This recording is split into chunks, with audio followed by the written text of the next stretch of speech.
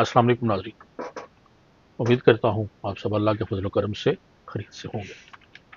खलील जबरान का नावल टूटे हुए पर पेश कर रहा हूँ। और ये मैं इस तरह शुरू करूँगा कि कहते हैं कि ज़िंदगी एक सफ़र है, और जब हम हकीकी ज़िंदगी में किसी सफ़र पर निकलते हैं तो बज़ाहिर तो हमारा फासला तय हो रहा होता है, लेकिन एक सफ़र हमारे अंदर भी चल रहा होता है,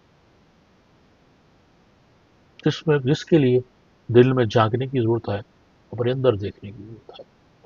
तो मैं कोशिश करूँगा कि ये जो वीडियो है, ये सफ़र करते करते ये जो किस्त है, और आज के बाद जितने भी जो कुछ भी सुनाऊंगा मैं आपको, ये सफ़र करते करते आप लोगों को सुनाऊं, ताकि एक सफ़र आपको फील हो कि आप सफ़र पे हैं, और आपके अंदर भी कोई एक सफ़र जारी है, और आपको इसी में शायद अपने अंदर झांकने का मौका मिले।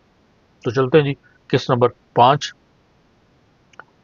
माह निसा करीब करीब बीत चुका था। मैं फारस अफंदी के घर जाता रहा, और सलमा से उस बाग में मुलाकात होती रही।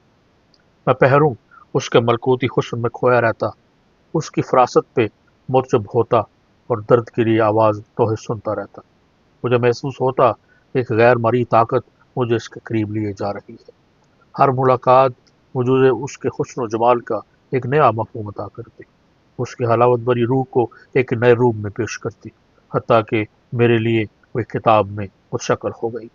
एक ऐसी किताब जिसे मैं समझ सकता था, और जिसके अशार गुनगुना सकता था, लेकिन उसे ख़त्म करना मेरे बस में ना था।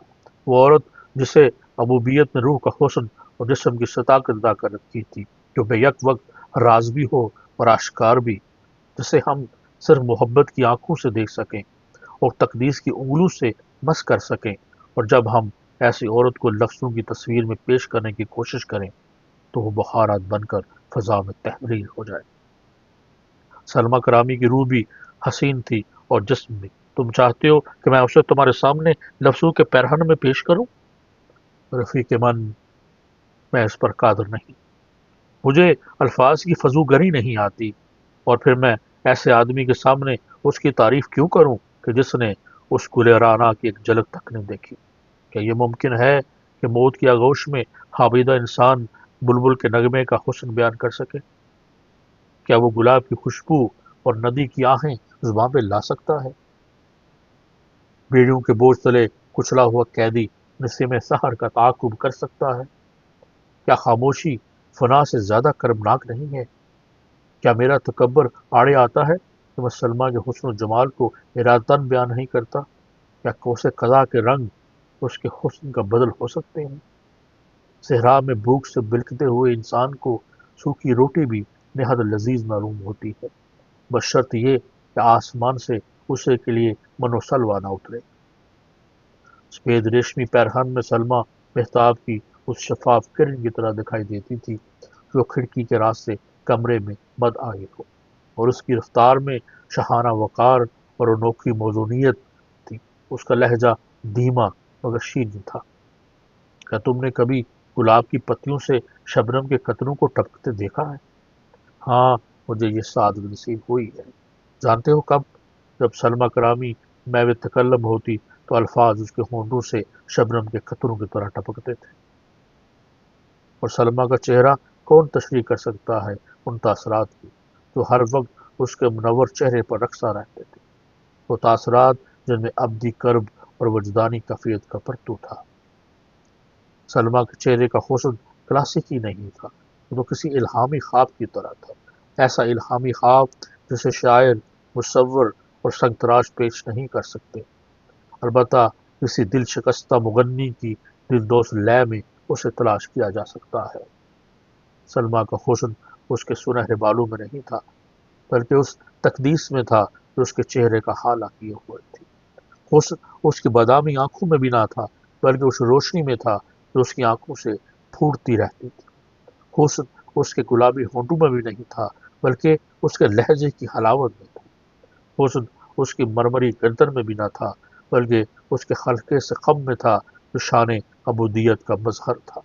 और हाँ, हुस्न उसके बेनक्स वजूद में कभी न था, बल्कि उसकी शरीफुल नफ्सी में था। सलमा का हुस्न उस मशर फ़रोज़ा की तरह था कि जो अर्ज़ समा के वसत में मुअल्लक़ हो गई हो। उसका हुस्न जमाल شاعری کی طرح عطیہ ربوبیت تھا، لیکن شعرا بیچارے تو ازل کے ناسودہ ہیں، ان کی روحیں کتنی ہی بلند پرواز کیوں نہ ہوں، پھر بھی وہ اشکوں کے خلاف ہی لپیٹتے رہتے ہیں۔ سلمیٰ بولتی کم اور سنتی زیادہ تھی، اس کا حد سے بڑا ہوا ازدراکت میرے لیے حیران کن تھا۔ اس کی خاموشی میں ایک ایسی موسیقی تھی جو سننے والوں کو خوابوں کی دنیا میں پہنچا دیتی تھی، کہ جہاں وہ اپنی دل کی دھڑکنیں سنتا، اپنے تصورات کی پرچھائیاں دیکھتا اور محسوسات کو اپنے سامنے پاتا اور اپنی آنکھوں میں خود ہی جاننے لگتا۔ وہ ہر وقت اتھاہ اداسی کا لبادہ اوڑے رہتی کہ جس سے اس کے حسن و جمال میں اور بھی اضافہ ہو جاتا، بالکل اس پھول آئے پیڑ کی طرح جو شہر کے کور آلودہ اجالے میں بھی دلکش دکھائی دیتا ہے۔ غم نے مجھے اور سلمیٰ کو ایک دوسرے سے باندھ دیا تھا، غم نے مجھے اور سلمیٰ کو ایک دوسرے سے باندھ دیا تھا۔ ہم ایک دوسرے کو دیکھ کے ہی درد مشترک اور غم لاسوال کی حکایات خاموشی کے آفاقی لہجے میں کہہ دیتے تھے۔ رب عظیم نے واحد روح کو دو مختلف جسم عطا کر دیے تھے، جدائی کا غم نہیں تھا، ہاں روحانی اذیت تعزیز سے کم نہ تھی۔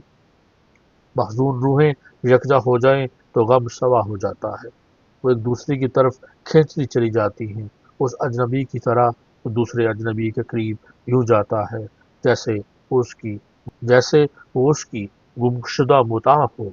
غم جنہیں ملاتا ہے وہ دل عرضی سے مسرتوں سے جدا نہیں ہوتے، اور وہ محبت جو خون کے اشکوں میں غسل کرتی ہے اب تک لازوال اور مقدس رہتی ہے۔ سوچئے اندر کے سفر میں، اور جو کچھ میں نے کیا بلکہ جو کچھ جبران نے حسن کے بارے میں لکھا، اس پہ سوچئے۔ انشاءاللہ پھر اگلی قسط نمبر 6 کے ساتھ ملاقات ہوگی۔ اللہ حافظ۔